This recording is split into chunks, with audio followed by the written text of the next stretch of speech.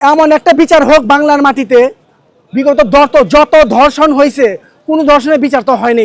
এইবার তারেক জিয়ার কাছে আমি আমার একটা আবদার, ছোট্ট একটা আবদার, আপনি একটা মেয়ের বাপ, আপনি এমন ভাবে এই বিচারটা করবেন যাতে পুরো বিশ্ব, পুরো বাংলাদেশের মানুষ, পুরো বিশ্ব সবাই মনে রাখে যে না, বাংলাদেশে একটা বিচার হয়েছে। তাকে তিলে তিলে মারা হোক।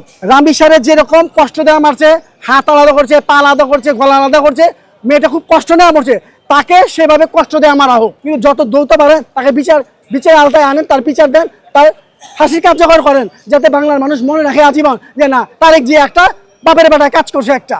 তখন বুঝতে পারবে যে মৃত্যুর যন্ত্রণা কত কষ্ট, কত ভয়াবহ। ও তো এখন একজনের নাম বলতে আছে কি, দাবা না খাবা না বাবা, ঢোলাল না ফোলাল, এই নিয়ে সম্পূর্ণ ভুয়া।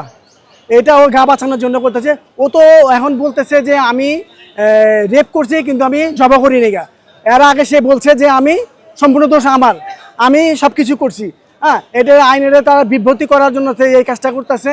সবচেয়ে বড় কথা আপনার গিয়া, যেহেতু ও নিজে স্বীকার গেছে, হ্যাঁ, যে আমি ধর্ষণ করছি, তবে এত নাটক কিসের জন্য? তাকে অতি জরুরি যেভাবে হোক তাকে বিচারের আওতায় আনা হোক।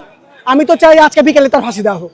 এই মামলাটা যদি দোলনার মতো আপনার দোলাইতে থাকেন, তা আস্তে আস্তে আস্তে আস্তে আস্তে দেখা যাবে মানুষ সব ভুলে গেছে এটা। রামি শাহ হত্যা এর আগে তো অনেক, আসিয়া আছে, আসিয়ার আগে বহুত হয়েছে। এটা কি বিচার হয়েছে? ফাঁসি হয়েছে? আমি চাই অতি দ্রুত তার কাছে যে আপনি এই বিচারটা কার্যকর করেন।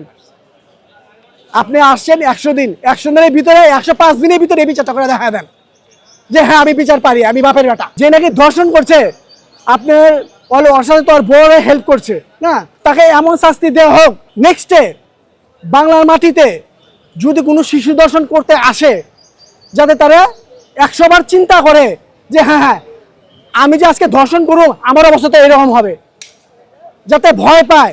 এরকম একটা বিচার চাই বাংলার মাটিতে। এখন আপনি কি চুরি করে বলবেন যে আমি চোর? ওরা গা বাঁচানোর জন্য কি জানেন নাম বললো, ঢোলান ফোলান মোলান কি কয় না, এই সব এটা ফালতু, এটা ভুয়া। এটা ওরা যেহেতু ও নিজে স্বীকার গেছে যে আমি ধর্ষণ করছি, আমি মারছি, ডিএনএ টেস্ট আসছে, এত নাটক কেন ভাই? তাকে যত জরুরি হোক তাকে ফাঁসি দেওয়া হোক।